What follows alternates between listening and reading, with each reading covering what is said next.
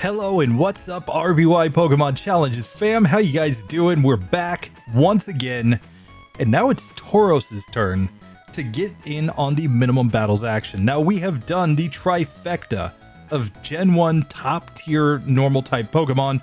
We did the Chansey, we did the Snorlax, now we're doing Tauros.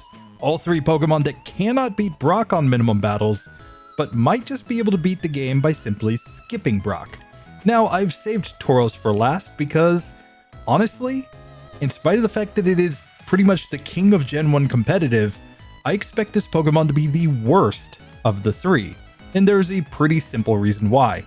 In spite of the fact that it has better stats than Chansey and Snorlax, it ranks 11th total in base stats with 450, with 100 attack, 95 defense, 70 special, 110 speed, 75 in HP. It's got a massive 21.48% critical hit rate. It does have the issue of being in the slow level up group. Well, that's just the same as when we had the Snorlax, so that shouldn't really matter, right? The issue is the moveset. Unlike Snorlax, which got access to Amnesia and Rest right from the beginning of the game, meaning that it could boost its special stat and heal damage, and compared to Chansey, which learned Soft Boiled via TM and was able to basically just use its massive special stat to get through the game, this Pokemon doesn't really get anything all that useful. We start the game with only Tackle. I believe we actually get Tackle and Tail Whip in Pokemon Red and Blue, but we're not going to be learning any new moves for a very long time. Then when you look at our TM moveset, we don't get one of our best moves, Body Slam. The reason is because Body Slam is locked behind an optional trainer any minimum battles run, so there's actually no way to get that move in a minimum battles run without trading to another cartridge. We will get all of the coverage moves like Ice Beam, Thunderbolt, Earthquake, Fire Blast, etc. But Rest, the move that we relied on a lot with Snorlax since it was a level up move, that's another TM that is actually locked behind an optional trainer, so it's not going to be possible to get it. And what that means is that we're stuck with a pretty limited set of tools to use to get through the entire game. The one thing we do get that Chansey and Snorlax did not get, of course, is one-hit KO moves. We can learn Horn Drill and Fissure with this Pokemon. Will that be enough though? Will our high critical hit chance be enough? We're just gonna have to find out. But first things first, let's just see how bad this Pokemon actually is in the early game. Like, how much does it actually struggle with the Brock fight? So here we'll simply pick up our Tauros as usual when we get to Professor Oak's lab. Our rival GSC Pokemon Challenges is going to pick the Charmander. We're just keeping that consistent across all these. We're going to have super effective moves against all of the starters by the end of the game, so it doesn't really make that much of a difference. But here in this fight, we're going to see that, of course, we know Tackle, and it's going to be a 3-hit KO. That's an easy fight. We should win that one every single time. There's no issue there. But that's kind of to be expected since we have the same type attack bonus and a reasonably good attack stat.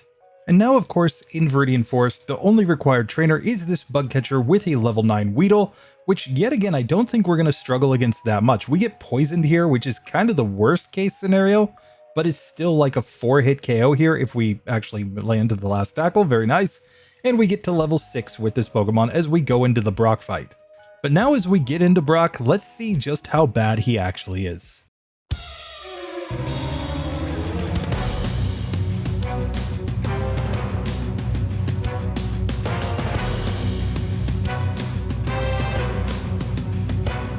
So here we're up against a level 12 Geodude in spite of the fact that we're only level 6 with our Bullpoo here. And we're going to tackle and see that we did 1 damage. Exactly 1 damage. So this is a 33 hit KO. And he hits us with a single tackle and does 7 damage, meaning that we are in a 4-hit KO range from him. So the odds of getting off 33 hits, even with him using Defense Curl half the time, are basically non-existent. Like, yeah, people can always say, well, what if you got infinite numbers of critical hits and got infinite numbers of misses from the Geodude, and what if you got this and that? The odds of getting 33 misses from the Geodude is just insane. And then you would still have to get through the Onix, which just means this one is functionally impossible. So let's use a different strategy. Rather than just fighting Brock, let's use a Brock skip, just like we did with Chansey and Snorlax, and see if that allows Tauros to beat the game on minimum battles once we get past that single wall. So once again, we'll simply let our rival GSC Pokemon Challenges take his Charmander, and we're just simply going to, once again, get the 3-hit KO. Even with the Growl, it didn't matter. We easily won that fight, and now we can progress in the game. We know that Weedle and Viridian Forest isn't going to be anything, so let's make our way straight to Route 3, where we're going to use the Brock skip to immediately go and fight the Bug Catcher who's sitting there with 3 level 10 Pokemon. So of course, to use the Brock skip, you would simply try to get a frame perfect pause after this guy, like right here, when he starts to tell you to go back and fight Brock. Instead, I'm simply going to use my overlay because I play at 4 times speed, so getting that to actually go at this speed really wouldn't work. However, I just have a button programmed that allows me to simply skip that guy. So instead, I'm going to come over here and I'm going to fight this Bug Catcher. Let's see how he goes. So he has 3 level 10 Pokemon, 2 Caterpies and 1 Weedle, and they're doing about 4 damage per hit with Tackle here. We do knock out the first Caterpie and get to the level 7, however, and I think we just need enough string shots here that we can get through. And obviously, if we got poisoned, that would be pretty bad. We got knocked out on the first attempt though, because unlike Snorlax that had Headbutt here, Tackle is only 35 base power. Yes, it's stronger in the hands of a normal type Pokemon, but still really not that strong. And in this attempt, we even get poisoned, but we do manage to just barely get through and get to level 8 with our Tauros. So of course, we know the other tough trainer in this section is youngster Shorty. He has his Rattata and his Ekans. Here, we're going to take pretty massive damage from the tackles from this Rattata, but we do manage to get through it on the first attempt. And now Ekans, of course, can use things like Wrap that are pretty bad here. Hopefully it doesn't hit too many times, and we just barely survive with 2 HP, getting to level 9. And now on the last, as long as we get through this fight, we're basically guaranteed to get to Mount Moon, and with that, we can simply progress and gain some extra levels. Now with that being said, the other big difference between this Pokemon and Snorlax and Chansey is that it does not learn Water Gun. So we do not have this as a possibility as a way to get through Brock, and since we aren't going to learn any level up moves for quite a while, it seems like the only thing to do is just keep progressing in the game, trying to fight the other trainers and see if we can manage to progress enough that we can go back and beat Brock just at a higher level.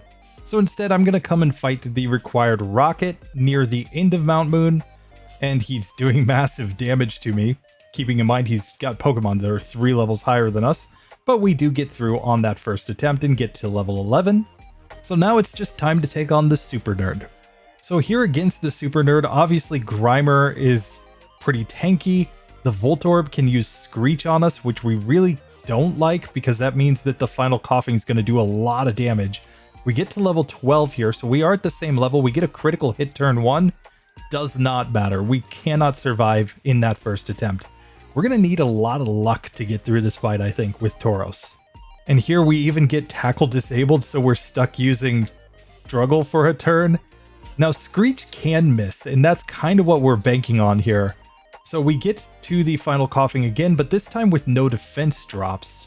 So he's only doing like 3 damage per hit, and we get a critical hit to get through. That was pretty lucky, but we did get through in 2 attempts against that trainer.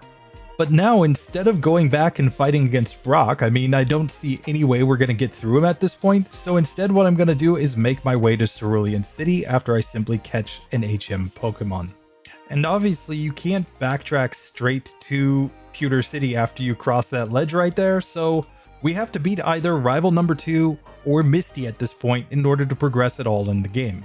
So I get a little easy XP from the one junior trainer inside of Misty's gym, but now I'm actually going to go fight rival number 2. And I think the logic here is pretty simple. We do not have great special with this Pokemon, so it's not like Chansey or Snorlax using Amnesia where we feel pretty good going up against Misty's water types. I think our best chance is to go up against the rival and hopefully gain some additional levels by going across Nugget Bridge before we come back and try to fight Misty. So let's take the first attempt at rival number 2. He leads off with his Pidgeotto, of course, and we're not doing great damage with our tackles. We even get sand attacked here, and yeah, this is taking tons of turns to knock out. We do manage to get through, though.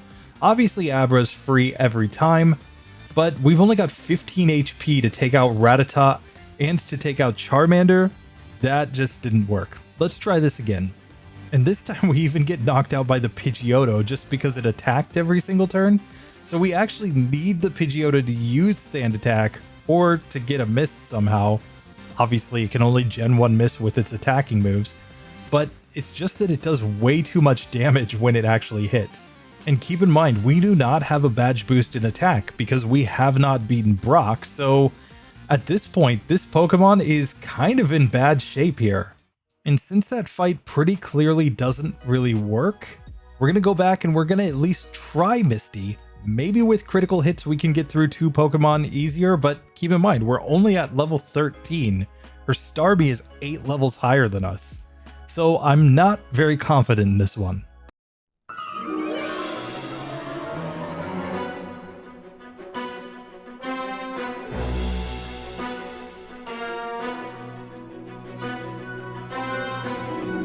So in the first attempt against Misty, she uses Water Gun and did 16 damage to us.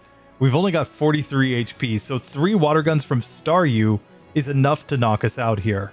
Granted, she can use an X-Defend or Tackle instead. She's just going to randomize here, so we just have to kind of hope that we can get some critical hits here. So this time we do get through Staryu and get to level 14. She goes X-Defend turn 1 on Starmie, and we're not getting anywhere close to winning that fight. There's just no way. So we have run into another major problem. Neither Misty nor Rival 2 are really reasonably beatable here. So the only other thing that we have to do is to use our rare candies and see if they will somehow let us progress. 2 rare candies does get us to level 15, which is a damage rounding threshold, but keep in mind, those are 2 rare candies we can't use in the late game now. So this could be pretty terrible. But let's see if it lets us beat Rival 2 at least. Here at level 15, we got a critical hit turn 1 from the Pidgeotto. So we're not going to win this first attempt. That's pretty clear. And even though we can get through the first Pidgeotto a little more reliably now, it's still doing like 10 damage per hit to us. And we still have to get through 3 more Pokemon after this one. So here we do get our first attempt at Charmander at least, but we've only got 7 HP remaining. We survive a scratch, but we have so many accuracy drops, we couldn't hit it, and we get knocked out just like that. So the point is that this is pretty terrible, and we've already had to use 2 rare candies.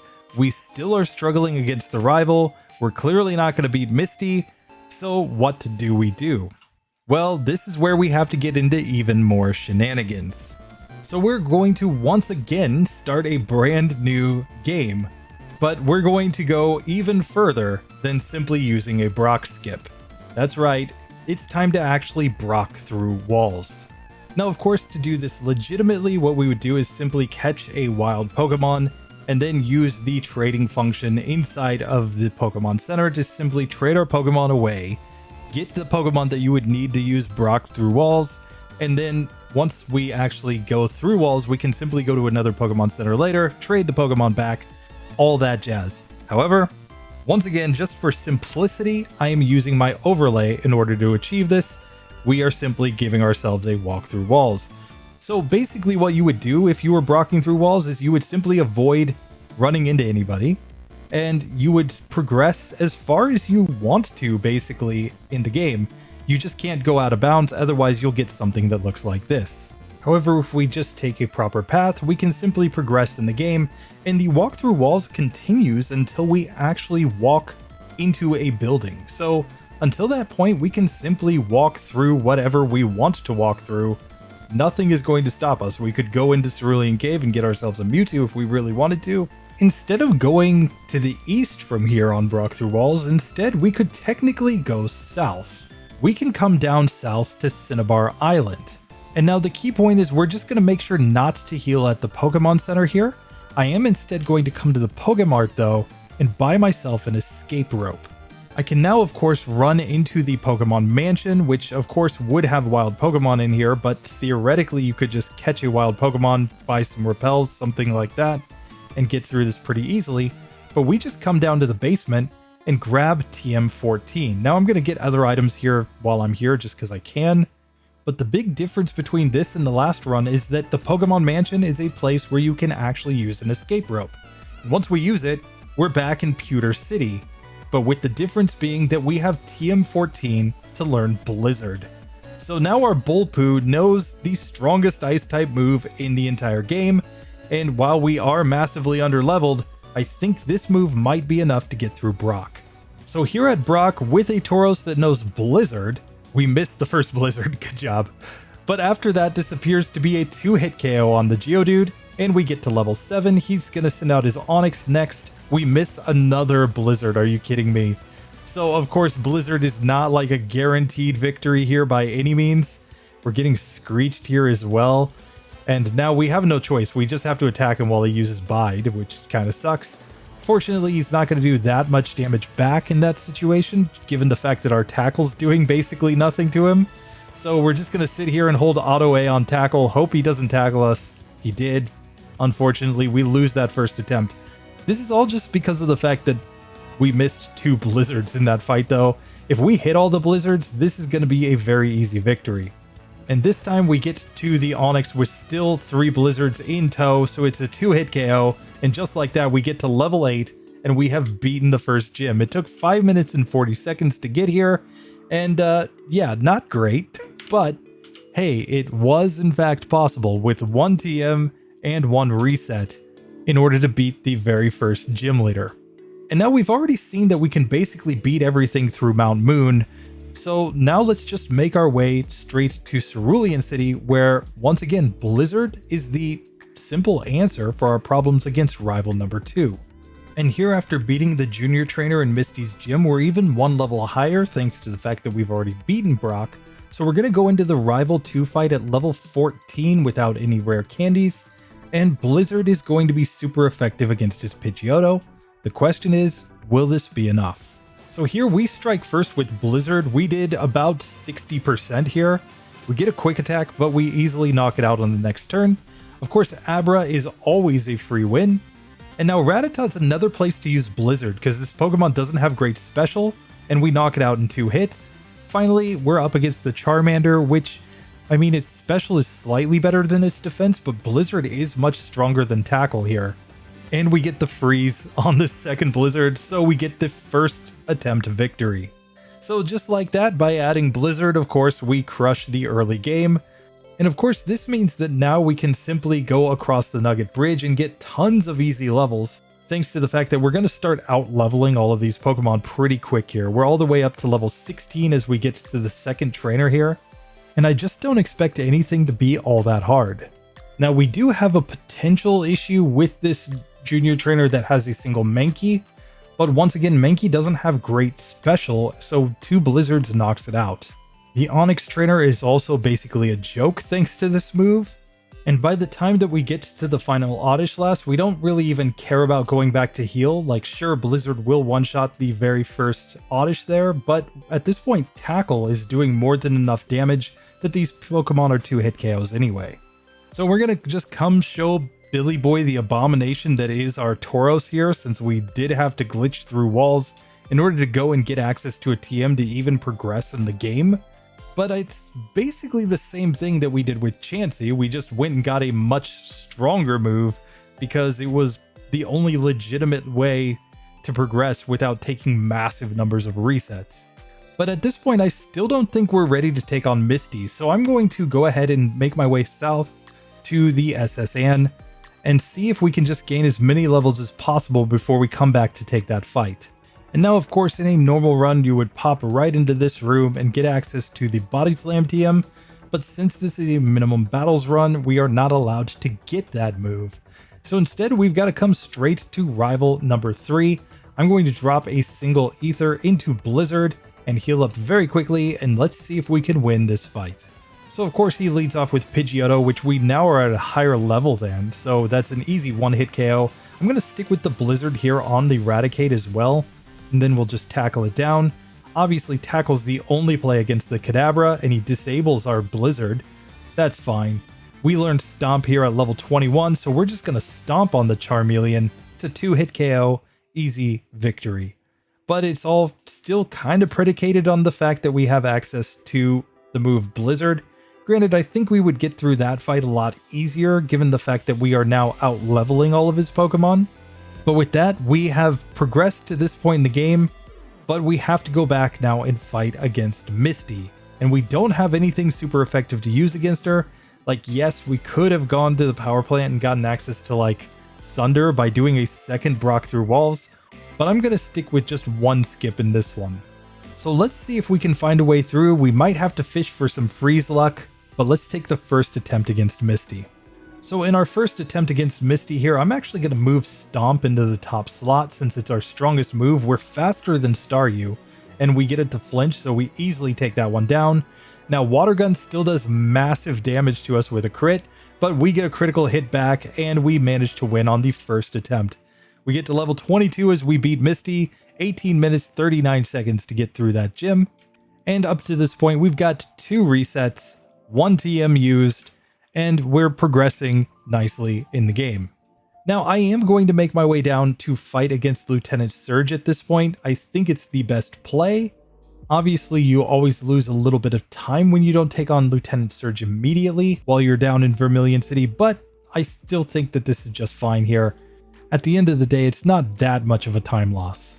The real thing that we want to do, though, is get access to Thunderbolt. Thunderbolt is going to be a great move to add to our moveset here, especially because we don't have a lot of good level up moves to use in this challenge. And it's going to give us all the coverage that we need to pretty easily get through the next section of the game.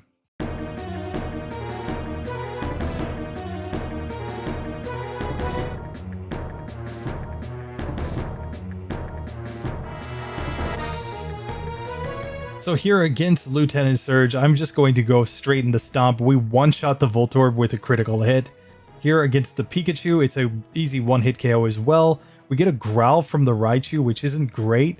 So after the Growl, I'm going to go into Blizzard instead. And we're in a speed tie here, but we do manage to knock him out, and that was an easy victory. So 20 minutes in, we have managed to beat 3 gyms, 2 resets so far, still 1 TM added, and we are progressing very nicely here. And as mentioned, I'm simply going to learn Thunderbolt immediately because I think that is the best strategy to progress in this next section of the game. And now with that section done, we're going to make our way through the Rock Tunnel section. We've got moves for everything. We've got Ice Beam, we've got Thunderbolt, we've got Stomp. It's more than enough coverage that we should at least have something neutrally effective against every single Pokemon in this section of the game. So I think a lot of fights are just going to come down to accuracy and whether or not we get bad luck with statuses. So we'll just show the Rock Tunnel Hiker fight since it is the midpoint in a minimum battles run. Once we beat this guy, we are 50% of the way through the battles that are required in the game. And as long as Blizzard hits, we should win this one every single time. And with that section done, I'm just going to take an easy victory against this last and make my way straight to Celadon City. Now, one thing that's very different between this run and say the last run with Chansey or Snorlax is that we're going to get items that we don't really need to sell for money. This is because of the fact that with our Tauros, we may want to get access to Hyper Beam at the very end of the game. Hyper Beam obviously is the strongest normal type move, and while Snorlax was basically able to go without normal type moves at the end of the game thanks to the fact that it had Amnesia, with our Tauros, I really do think we're going to need all the firepower that we can get by the end of the game. So I will keep Ice Beam just in case. It might be useful at some point later on if we need more Ice type PP. I'm especially thinking about Lance near the end of the game, but otherwise we're going to just stick with throwing away all of these TMs at this point. We're not going to add any other TMs that we could normally buy here in Celadon City. And the goal from this point is to try to beat the game while using as few broken TMs as possible. Obviously, we're going to skip double team unless this proves to be completely impossible at some point. So let's go ahead and get into the Rocket Game Corner first, where I think we have the easiest victories, and then we'll try Erica. And now it is worth noting that I always do these runs on 0 DVs or 0 IVs if you're coming from later gens, and I don't use vitamins in these runs.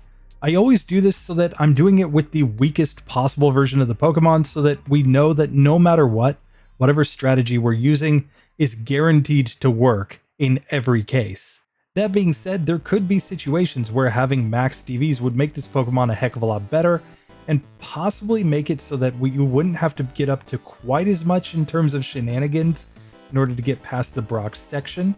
In fact, a max DV's Tauros might just be able to gain enough levels in the early game that it was able to beat a rival number 2, for example. It's something that I might test sometime later, but for now, we're sticking with my normal MO, which is 0 DVs. And of course, no vitamins. So just like that, we have made it to Giovanni 1. Let's see how he goes. He's going to lead off with his Onix. I'm just going to Blizzard it, and that's an easy one-hit KO. Out comes Rhyhorn. We're going to do the exact same thing. Get to level 28 here. We could learn Tail Whip. I'm not sure it's worth learning Tail Whip, so I'm simply going to avoid it for now. And here we are now up against the Kangaskhan. I'm actually out of Stomp PP, so I'm going to stick with Blizzard here. He uses Rage, so at this point we know we've got a guaranteed win. It's just 3 hits to knock that Pokemon out. Now, of course, our advantage here is that I think we're going to outspeed all of Erica's Pokemon, so let's just see if Blizzard is enough to get through.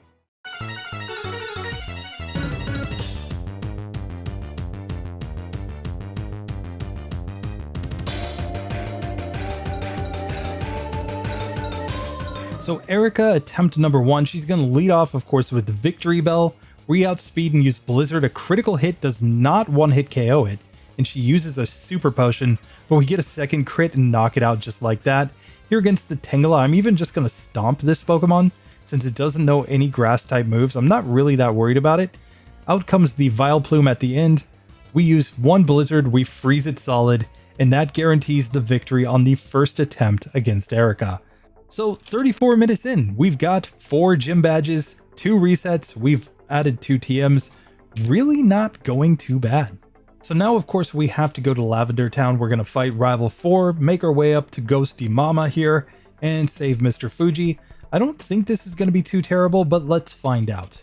Rival 2 leads off with his Pidgeotto, which we simply use a Blizzard to one-shot. Execute comes out, we're going to just do the same thing and get another one-hit KO. We get to level 30 here. Gyarados, we can just Thunderbolt, easy victory. Kadabra will be as simple as a Stomp, and here against the Charmeleon, we just Stomp it, get a critical hit. It's all one-hit KOs at this point. We're just at such a high level, relatively speaking, and we've got such a good moveset that we're completely crushing all of these Pokemon. And now against the Channelers, of course, we have access to both Thunderbolt and Blizzard as ways to potentially get through them. And it's not like they can do a ton of damage to us. The worst thing is if we get confused, just because we hit ourselves in confusion for decent amounts of damage. And of course, it gives them more chances to potentially use Nightshade against us. Still, we beat Agatha Jr. on the first attempt, and we can progress through this section of the game. And just like that, we easily make it to the Ghost Marowak. Ghosty Mama's just going to take a Blizzard and go down in 1 hit. And now it's just time to mop up some pretty easy rocket grunts at the top of the tower, and we can save Mr. Fuji and progress in the game. But as we get the Pokeflute, we now have to really think about how we want to progress in this challenge, because it's not really clear cut. We could go down to Koga, in which case we could get a badge boost in speed. And honestly, I think that with Stomp for the Psychic types, we would be just fine getting to Koga. The issue is we don't have anything great to use against Koga himself. The move that we would want to use there, of course, is Earthquake, but that is locked here in Silphco. And in order to get it, we're going to have to beat Rival 5. That could be a little bit tough, but I'm at least going to try this route first, because if we can get that Earthquake, we're going to have a really simple strategy against Koga. So let's take on Rival number 5 and see if he's possible at this point. He's going to lead off, of course, with Pidgeot, and he is at a higher level than us. We still outspeed in one shot with a critical hit Blizzard, though. Out next, of course, is Execute, so we're going to stick with the Blizzard here. It's not a one-hitter without a crit, and we get Leech Seeded and Paralyzed. Here against the Gyarados, we have a 2-hit KO with Thunderbolt. It missed a Hydro Pump, that was pretty lucky. And Alakazam goes Confusion, which did massive damage. and now it's recovering and we're leech seeded.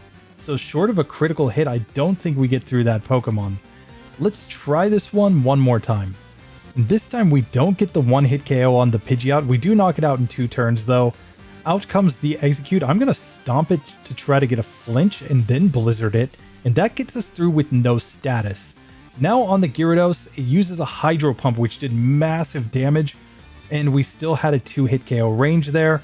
And we're outsped by Alakazam, which killed us with a Psybeam. And this is kind of the point when you get to the middle game. A lot of Pokemon look really good in the early game, and something like this strategy of using Blizzard up to this point looks completely overpowered. But once you get to this middle game section, these moves start to look worse and worse because you suddenly have a pretty big power spike in your opponents.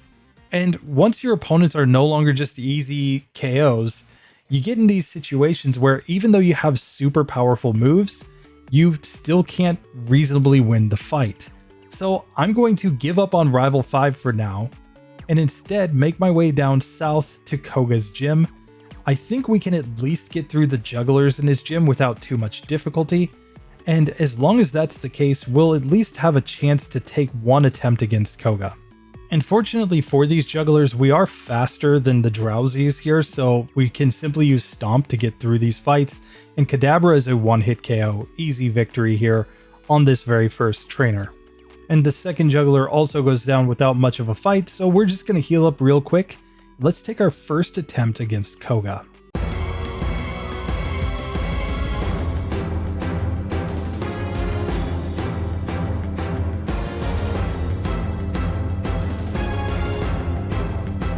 So Koga's first coughing isn't super scary by any means. It does use Sludge and get us poisoned though. And regardless of what we do, it looks like this is going to be a 3-hit KO. Out next comes the Muck. And technically Muck has lower special than it has defense, but we're still looking at a 4-hit KO pretty much no matter what we do. And just like that, we lose the first attempt thanks to the poison and the accuracy drops that we got from his Pokemon. So really, I think there's no better strategy than going for the stomps and hoping for things like flinches here. And with slightly better luck, we do manage to get through the final Wheezing. It poisons us, however, and we're really having to hope to not get knocked out. We just didn't get the luck there. Now this time we do get to the final Wheezing on full health. It self-destructs and we actually survive. So that's how we can get through Koga. It took multiple resets there, but 45 minutes and 54 seconds into the run, we have managed to get through another gym.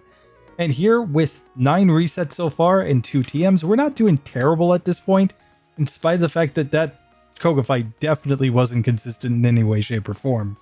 He does use enough X attacks, and he does give us enough opportunities to flinch his Pokemon that it is technically possible to win that. So with that being done, let's make our way back to rival number 5 and see if we can beat him now that we're at a higher level and we've got another badge boost. So here once again we go Blizzard on the Pidgeot. It's not going to be a one-hit KO still, but we knock it out in 2 turns. We could learn Leer at this level. Yet again, I'm going to skip it. Against the Execute, I really think the strategy has to be to use Stomp on this Pokemon. It's just getting too much luck missing the Blizzard and getting status on us, so we lose that first attempt.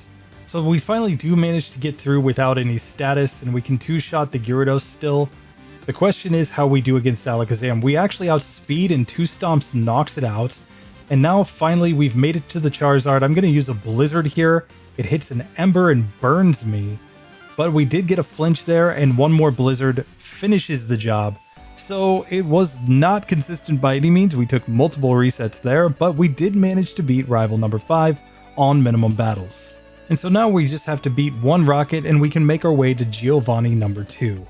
Now Giovanni's Nidoran male, we can simply Stomp twice and knock it out. We're going to stick with Stomp here on the Kangaskhan as well. It goes for Rage, which means nothing to us. Blizzard on the Rhyhorn, of course. And we'll go Blizzard on the Nidoqueen. It did about half, so we need a second Blizzard to knock that Pokemon out. So we do beat Giovanni, of course. He's generally a cakewalk in most of these runs. He can be a little bit tougher in Pokemon Yellow, where he actually knows like double kick with his Nidos. But other than that, we don't really have anything to worry about with our Tauros.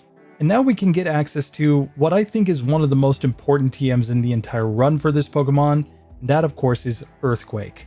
Earthquake gives us a super effective move against 2 of the remaining gym leaders, and it's going to be basically our best move to use against Agatha in the late game. So I'm going to keep that move on our moveset pretty much at least until we get through Agatha. So we'll just have to see how the rest of our run goes using that move. Because honestly, we just don't have anything better with this Pokemon. So with that, we have to decide whether to fight Sabrina or Blaine at this point. They're the only 2 available trainers for us to fight. I'm going to go ahead and fight against Blaine because he seems to be a little bit more random than Sabrina. Sabrina is actually really good in Pokemon Red and Blue. She's kind of a joke in Pokemon Yellow since she just likes to flash you, and who doesn't like getting flashed by Sabrina? But yeah, in this version, she actually uses Smart AI and has a pretty good team. Blaine, on the other hand, is infamous for using full HP super potions, so I think we're going to get through just fine. It's obviously because he doesn't know about TM28 Tombstoner that he's just not really that good. But let's see if we can actually beat him.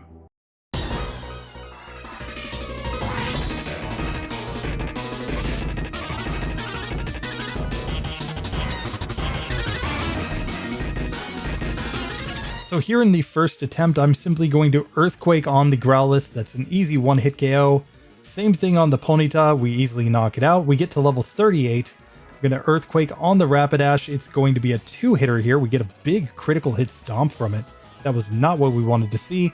But here we Earthquake and get a critical hit on the Arcanine, and then Stomp will simply finish the job. We beat Blaine on the first attempt, 55 minutes and 32 seconds to get through 6 gyms at this point. We've got 13 resets, and we have added 3 TMs.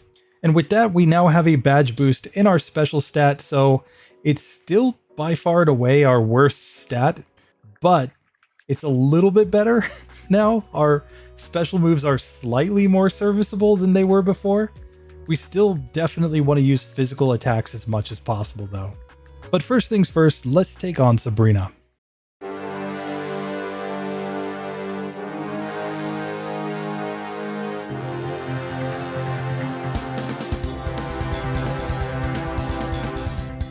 So here against Sabrina, I'm simply going to Stomp her Kadabra. That's an easy one-hit KO.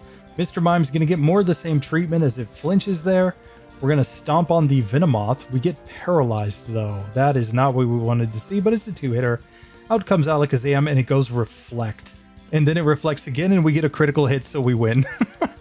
So just after I kind of hyped up Sabrina, glazing her in this version, she proves that she's not that good.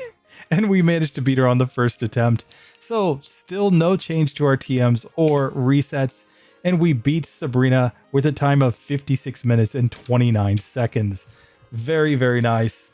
And with that, we can move on in the game. We are simply going to make our way straight to Giovanni. Don't think there's anything else that we really need to do at this point. So we have managed to make it all the way to the final gym on minimum battles after skipping the Brock section to go get Blizzard. And now a lot of people would say you could simply trade the Pokemon to another cartridge and get Blizzard as well. That's why this, in one sense, isn't that ridiculous, but on another sense, it is pretty ridiculous that we had such a strong move from the early game. But now we've made it to Giovanni himself. Let's see if we can win this.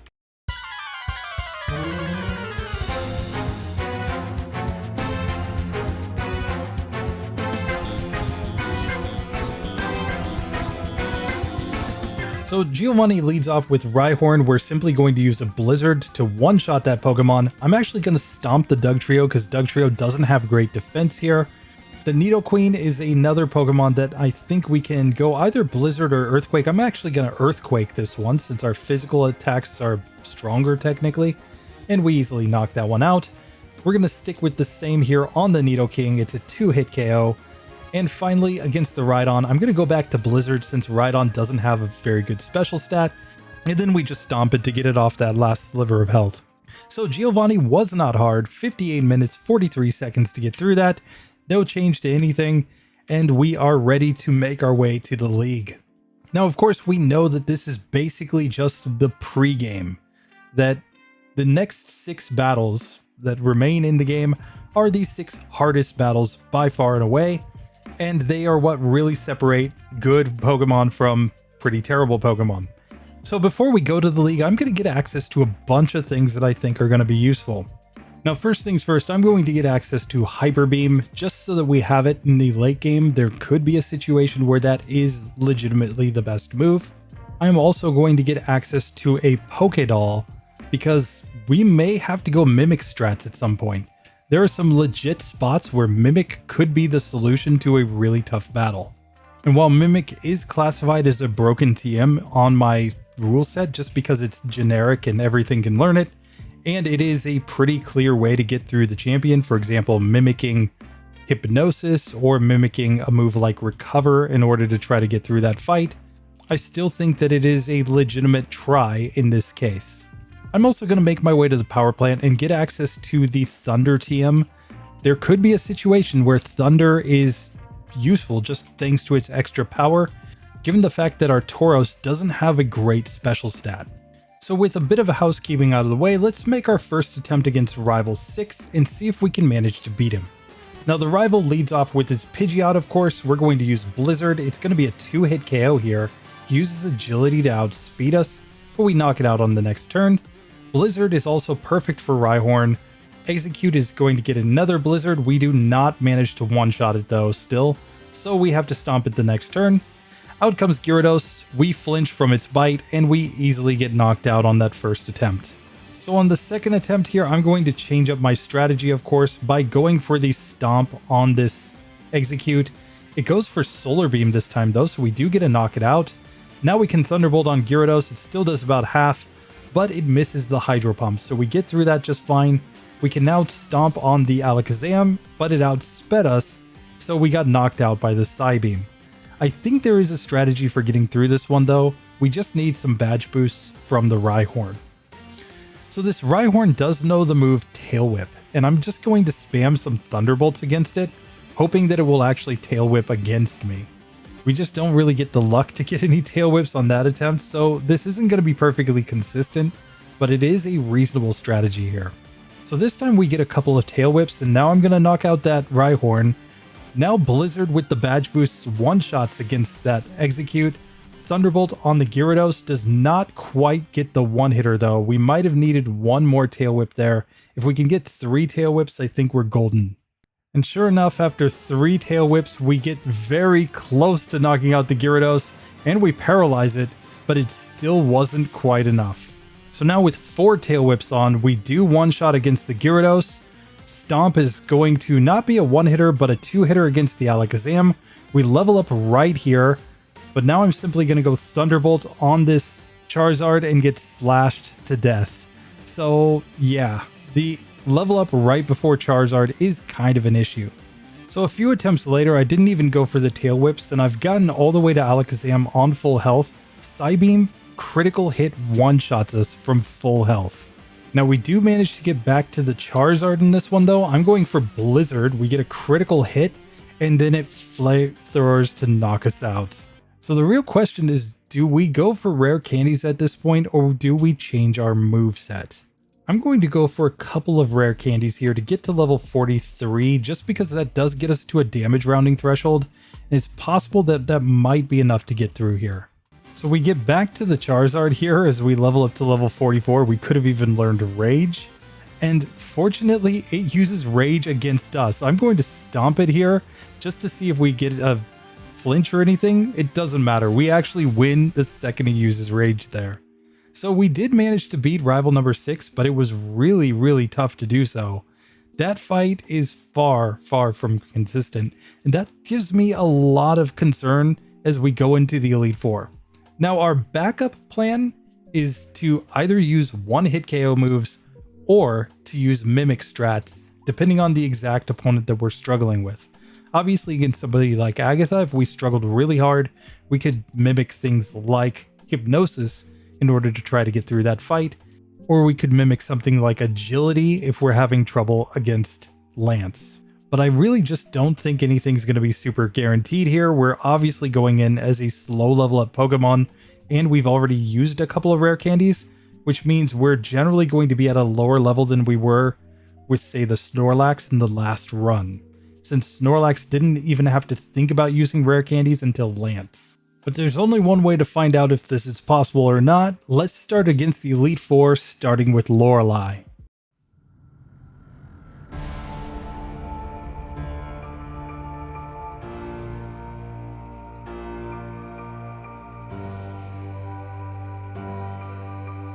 So here against Lorelei, we're obviously going to go for Thunderbolt as our main strategy.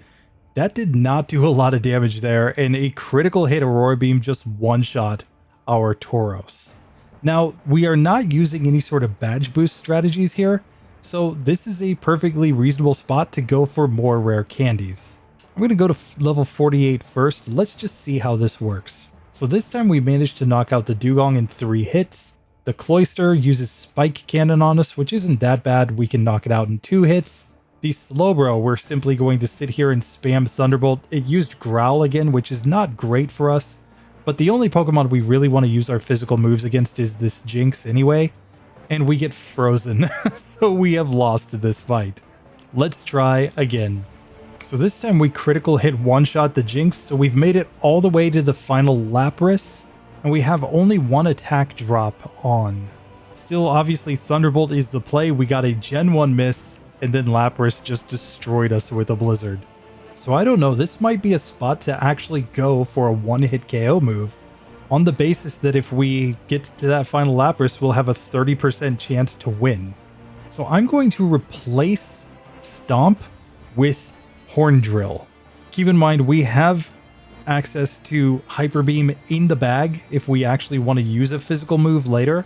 And we also have Fissure, by the way. But Horn Drill at least gives us that possibility to one-hit KO some Pokemon. So here we get to the Lapras with Horn Drill and it hits. So just like that, we are able to beat Lorelei. We get to level 49. That was clearly not very consistent. But hey, a victory is a victory at the end of the day. So now let's make our way to Bruno. Let's find out if he's actually worth anything.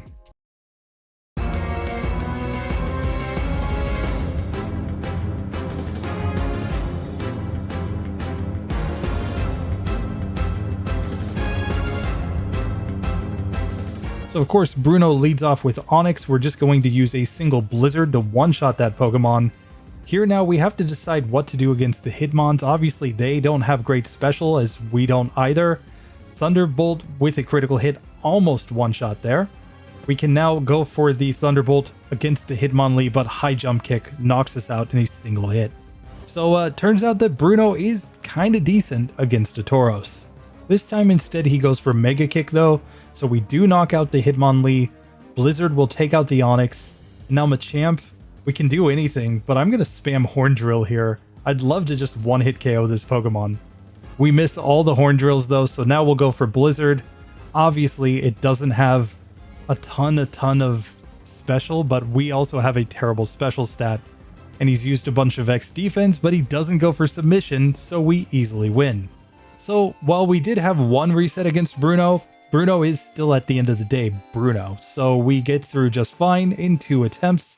Now it's time for Agatha, the trainer that we've saved Earthquake for this entire time.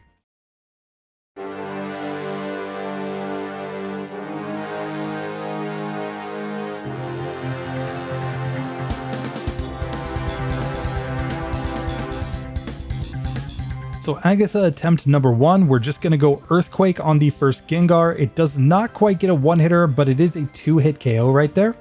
Out comes Golbat. I'm going to go Blizzard on this Pokemon. We freeze it solid, so we've guaranteed that Pokemon is going down.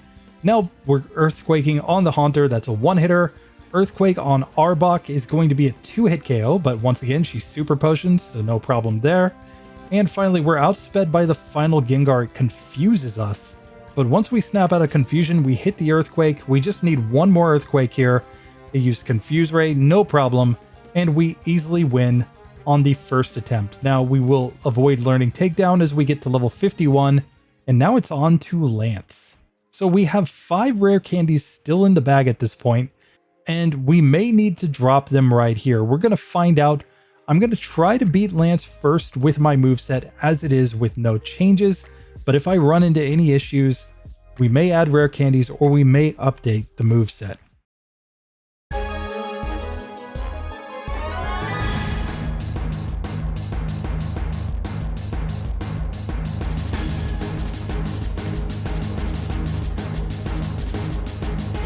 So here in our first attempt against Lance, obviously I'm going to go for Thunderbolt. We get a Gen 1 miss with Thunderbolt again. I swear I keep getting Gen 1 misses. But the next one is a critical hit that one-shots the Gyarados. Out next comes the Dragonair. I'm going to go for a Blizzard here. It is not a one-hitter. So I guess Earthquake to finish that one off. Let's go Blizzard on the second Dragonair. That one gets a critical hit, so very nice. Now we get Bite from the Aerodactyl. It does outspeed us here. So we got knocked out in 2 turns. Let's try this one again, maybe with less bad luck, maybe without the Leer from the Gyarados. We might have survived there. So back to the Aerodactyl on much better health. It goes Hyper Beam, we survive, and we freeze it solid with a Blizzard. Now we can knock it out from there, and we outsped the Dragonite. It missed a Slam, but then we missed a Blizzard, and it knocks us out with Hyper Beam. So I think this fight is winnable. It's just not been consistent by any means. Now, of course, in a pinch, Horn Drill could be the way to go in this fight, since it will guarantee a one-hit KO on a Pokemon. And this time we Horn Drill the Dragonite, and just like that, we do manage to get through in 5 attempts against Lancey Boy. Not great, we're getting our score going down lower and lower, but we have at least managed to make it to the champion. So here I'm going to heal up, I'm going to recover PP, I'm going to avoid making any changes to my moveset just yet. Let's see how we actually do against the champion once with our current moveset, and then think about changing up our moves.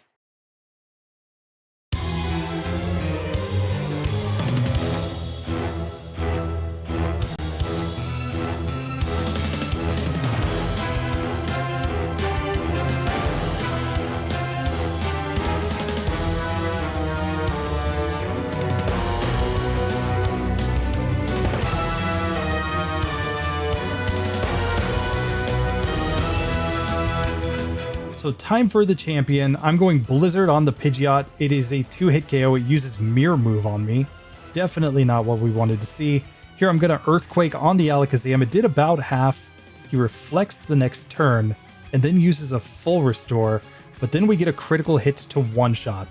Now we can go Blizzard on the Rhydon. It gives us a badge boost with a Leer.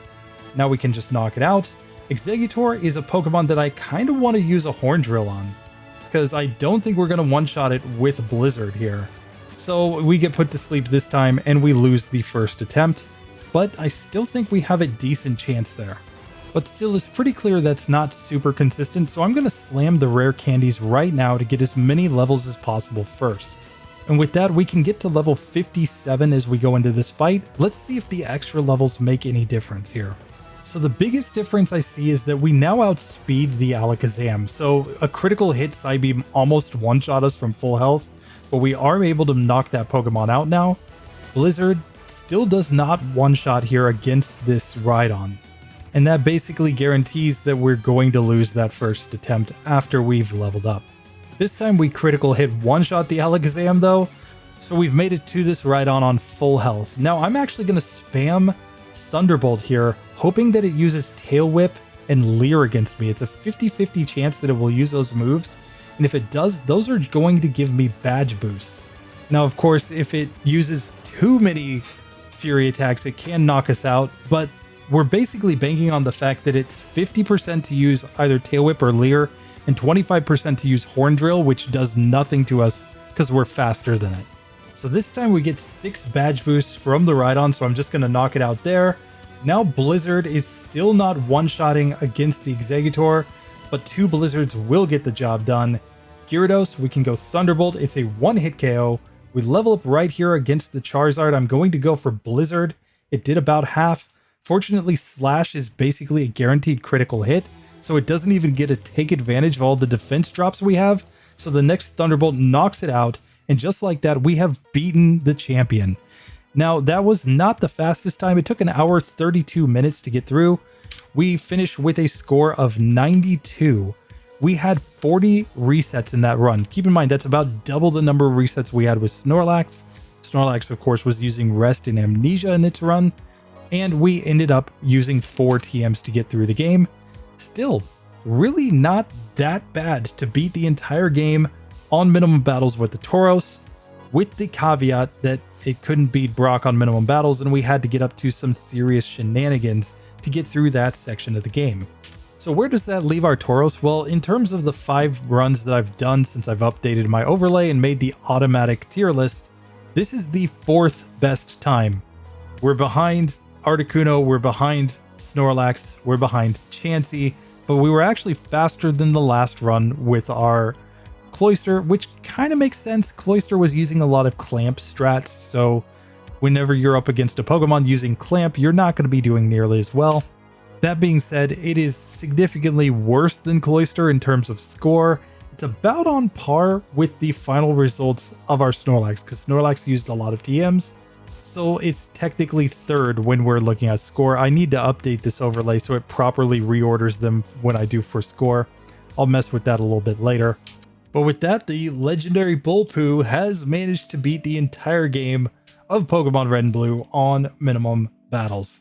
I'm really interested to hear what you guys think about this, because when it was a Chansey, we simply went to Mount Moon and got access to Water Gun, and then we simply went back. We fought the trainers a little bit out of order, but we were able to beat Brock with just the Water Gun TM. In the case of Snorlax, it simply skipped Brock, fought all the trainers in order, then got Water Gun in Mount Moon, and then just went back and completely destroyed Brock. And then it just progressed through the game and kind of destroyed everything. Tauros is the first Pokemon that we've had that it doesn't have the ability to just go get Water Gun in Mount Moon. And that means that it has to get up to more shenanigans, and the best strategy that I could find was for it to simply go down to Cinnabar Island, grab Blizzard, and then go fight Brock immediately.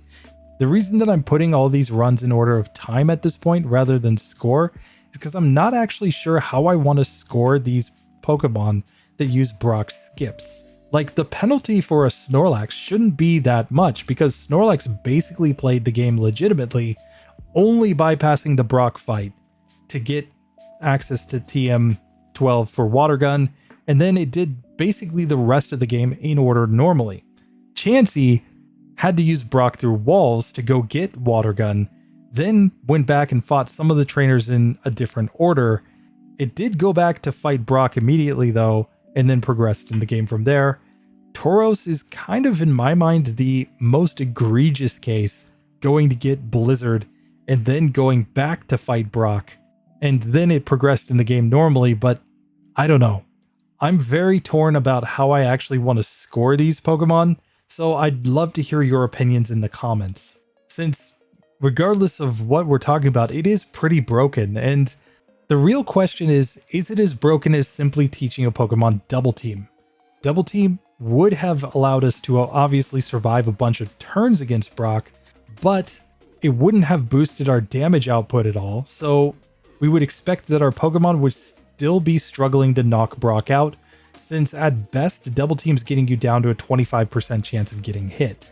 So clearly what we've been doing with these Brock skips is more effective against Brock than simply adding the move Double Team. And keep in mind, I already deduct 10 points for using Double Team.